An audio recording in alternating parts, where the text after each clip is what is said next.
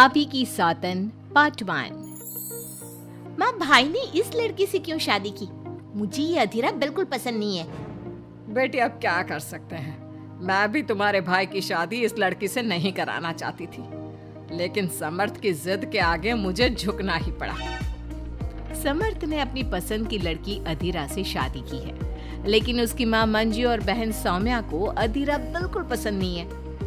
समर्थ की माँ ने तो अपने बेटे के प्यार के आगे अपना सर झुका लिया और दोनों की शादी करवा दी, लेकिन सौम्या ने अभी तक हथियार नहीं डाले थे।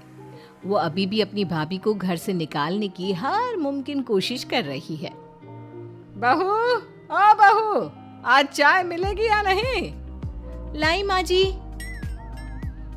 एक तो समर्थ भी न जाने कहां से इस लड़की को पकड़ कर ले आया है। हर काम ऐसे करती है मानो हाथों में मेहंदी लगी हो। लीजिए माँ जी चाय। अच्छा तो ले आई तू चाय। मुझे तो लगा था कि तू सुबह की चाय दोपहर के खाने के बाद देगी। माँ जी दूध वाला लेट आया था, इसलिए चाय बनाने में लेट हो गई। इतने में सौम्या वहाँ आ जाती है। माँ, मैं अपनी सहेली देविका से मिलने जा रही हूँ, शाम को आऊंगी। सौम्या, मैंने तुम्हारे लिए नाश्ता बना दिया है, पहले नाश्ता कर लो फिर चली जाना। मुझे आपके हाथ का बेस्वाद खाना नहीं खाना। मेरी सहेली देविका बहुत अच्छा खाना बनाती है, मैं उसके यहाँ खा लूंगी। ओके माँ, बाय, मैं चलती हूँ। सौम्या के जाने के बाद मंजू अपनी बहू पर चिल्लाते हुए कहती है, बहू तूने इतनी बुरी चाय बनाई है, इससे अच्छा तो तू जहर पिला देती, कम से कम वो मीठा तो होता। अगर मेरे बस में होता तो चाय की जगह जहर ही दे देती। कुछ कहा तूने? अब नहीं माँ जी, मैं दूसरी चाय बना देती हूँ। रहने दे, मैं जा रही हूँ अपनी बहन के घर, तो घर का सारा काम करके रखना, शाम तक आ जाऊंगी। और हाँ, रात के खाने में कुछ अच्छा बना लेना। मंजू अधीरा पर हुक्म चलाकर चली जाती है।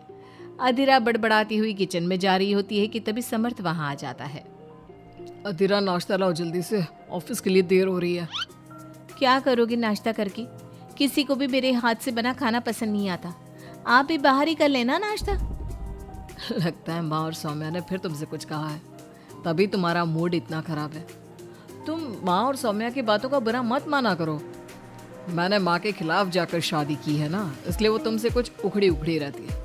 लेकिन मुझे पता है, जिस तरह तुमने मेरा दिल जीत लिया, उसी तरह तुम माँ और सौम्या का दिल भी जीत लोगे। बातें बनाना कोई आपसे सीखे।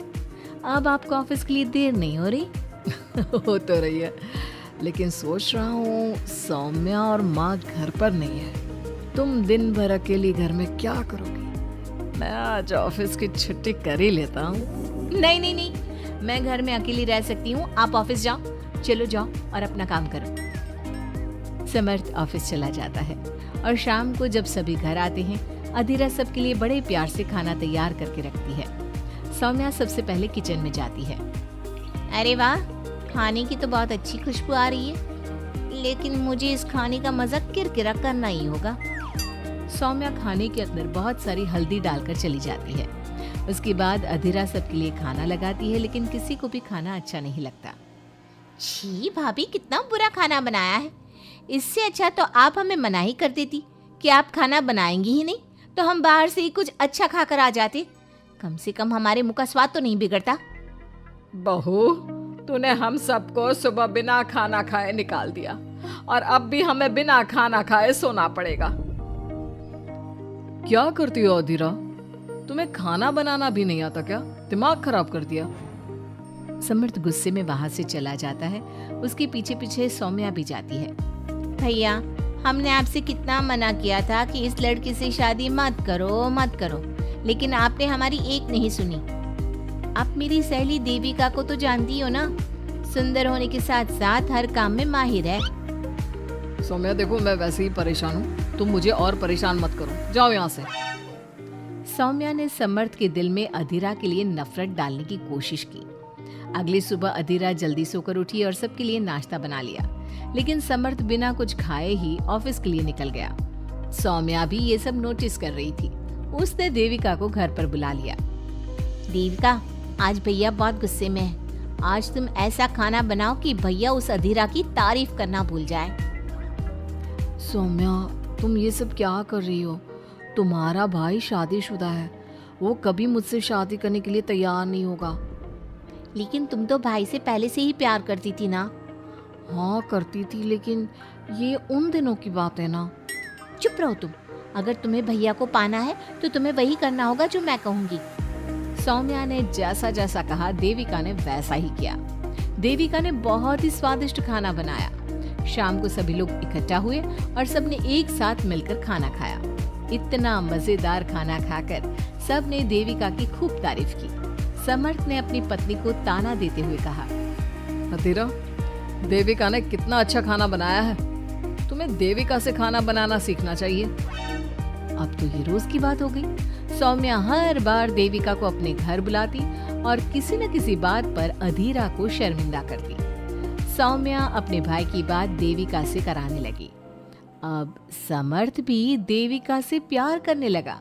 सौम्या ने अपने भाई से कहा, भैया आपको देविका पसंद है ना? अरे तुम ये क्यों पूछ रही हो? क्योंकि मैं चाहती हूँ कि आप देविका से शादी कर लो। अरे सौम्या, ये मुमकिन नहीं है, क्योंकि देविका मुझसे शादी करने के लिए कभी तैयार नहीं होगी और अधीरा भी इस रिश्ते से खुश नहीं होगी। आप देविका की चिंता मत करो, उससे मैं बात कर लूंगी। आप बस अधीरा भाभी को समझा दो। सौम्या की बात सुनकर समर्थ अधीरा के पास जाता है। वो उससे अपनी और देविका की शादी की बात करता है। अधीरा, मैं देविका से शादी करना चाहता हूँ। क्या? आप शादी करोगे? लेकिन क्यों? क्योंकि मैं उससे प्यार करता हूँ। प्यार तो आप मुझसे भी करते थे। कल कोई और लड़की पसंद आ जाएगी तो तीसरी शादी कर लोगे? देखो अधीरा, तुम्हें घर में कोई पसंद नहीं करता। तुम्हारी शादी मैंने माँ के खिलाफ जाकर की थी। अब तुम मेरे और देविका के बीच में मत आओ, प्लीज। क्यों बीच में ना आओ? मैं ये शादी नहीं होने दूंगी, आप चाहे कुछ भी कहो। अधीरा के लाख विरोध के बावजूद भी सौम्या और मंजू ने समर्थ की शादी देविका से करवा दी। आखिरकार सौम्या अपनी भाभी की सौतन ले ही आई। शादी के बाद देविका ने घर में आते ही घर वालों के साथ कैसा सलूक किया और अधीरा के साथ क्या हुआ, ये सब जानने के लिए इंतजार कीजिए हमारे अगले एपिसोड।